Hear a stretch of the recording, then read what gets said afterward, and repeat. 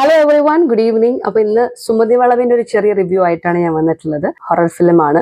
Of course horror film അതിന്റെ ആ ഒരു ഇമ്പാക്റ്റിൽ കാണണമെങ്കിൽ തിയേറ്ററിൽ തന്നെ പോയി കാണണം എന്നാണ് ആസ് എ മൂവി ലവർ എൻ്റെ ഒരു ഒപ്പീനിയൻ. ബിക്കോസ് അപ്പോഴാണ് നമുക്ക് ആ ഒരു സൗണ്ടും വിഷ്വൽസും ഒക്കെ കറക്റ്റ് ആയിട്ടുള്ള രീതിയിൽ അത് എക്സ്പീരിയൻസ് ചെയ്യാനായിട്ട് പറ്റത്തുള്ളൂ.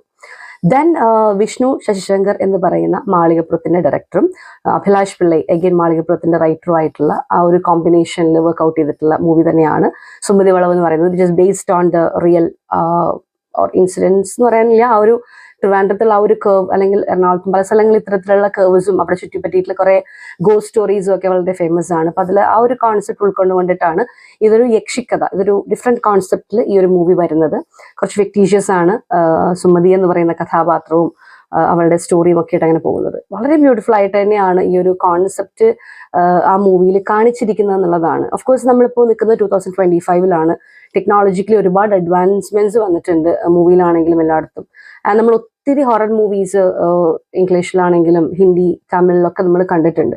അപ്പോൾ ഒരു ഹൊറർ എലമെന്റ് വർക്ക്ഔട്ട് ചെയ്തെടുക്കുക എന്ന് വെച്ചാൽ it is not an easy task. And ഇതിലെ പല സീൻസും എസ്പെഷ്യലി നൈറ്റിലൊക്കെ ഉള്ള സീനുകളൊക്കെ വളരെ ബ്യൂട്ടിഫുൾ ആയിട്ട് തന്നെ പിക്ചറൈസ് ചെയ്തിട്ടുണ്ട് എന്നുള്ളതും ഹൊറർ വർക്ക്ഔട്ട് ചെയ്തിട്ടുണ്ട് എന്നുള്ളതുമാണ് ഈ മൂവിയുടെ ഏറ്റവും വലിയ ഹൈലൈറ്റ് എന്ന് പറയുന്നത്.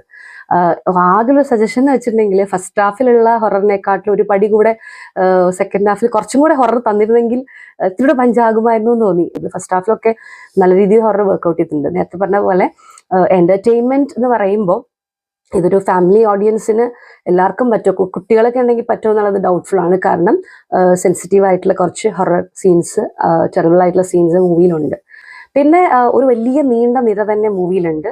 ഓഫ് കോഴ്സ് അർജുന അശോകൻ, ബാലു വർഗീസ്, ഗോകുൽ, സിദ്ധാർത്ഥ് ഭരതൻ, സൈജു കുറുപ്പ്, റാഫി, ശിവ, അങ്ങനെ മാളവിക, ഗോപിക, ജസ്നിയ, ഒത്തിരി ആളുകൾ മൂവിയിൽ കാസ്റ്റ് വന്നിട്ടുണ്ട്. ദെൻ മാളികപ്പുറത്തിലെ കുട്ടികളും ഉണ്ട്. അപ്പൊ അങ്ങനെ രസകരമായിട്ടുള്ളൊരു നന്ദു, ഒത്തിരി ക്യാരക്ടേഴ്സ് വന്നിട്ടുള്ള ഒരു മൂവി തന്നെയാണ്. ഒന്നോ രണ്ടോ ക്യാരക്ടേഴ്സ് കുറച്ചും കൂടെ ബെറ്റർ ആയാൽ നന്നായിരുന്നു എന്നൊരു സജഷൻ ഉണ്ട്, ടു ബി വെരി ഫ്രാങ്ക്. അത്യാവശ്യം ചിരിക്കാനുള്ള വകയൊക്കെ ഉണ്ട് മൂവിക്കകത്ത്, എൻജോയ് ചെയ്യാനും പറ്റും. ദെൻ സുമതി എന്നുള്ള കോൺസെപ്റ്റിനെ കാണിച്ചിരിക്കുന്നത് എനിക്ക് ഒത്തിരി ഇഷ്ടമായി. ബേസിക്കലി ഒരു different way of showing the expressing the ghost, expressing the ghost, ആ ടെക്നിക്, ആ ഒരു രീതി ഭയങ്കര രസമായിട്ടുണ്ട്. കുറച്ച് മിസ്റ്റീരിയസ് ആണത്. ആ മിസ്റ്ററി അൺസോൾവ് ആയിട്ടാണ് മൂവി എൻഡ് ചെയ്യുന്നത്. ഒന്ന് രണ്ട് ഡൗട്ട് ഒബ്വിയസ്ലി മൂവി കണ്ടു കഴിയുമ്പോൾ ഫീൽ ചെയ്തിട്ടുണ്ട്. അത് ക്ലിയർ ചെയ്യാമായിരുന്നു എന്നൊരു സജഷനും കൂടെ എനിക്കുണ്ട്. അതുകൊണ്ട് ചില മൂവീസ് ആ മിസ്റ്ററിയിൽ എൻഡ് ചെയ്യുന്നത്, അതാണ് അതിന്റെ ബ്യൂട്ടി എന്ന് പറയുന്ന പോലെ തന്നെയാണ്. കണ്ടു നോക്കിയിട്ട് ഒപ്പീനിയൻ പറയുക. ഓക്കെ.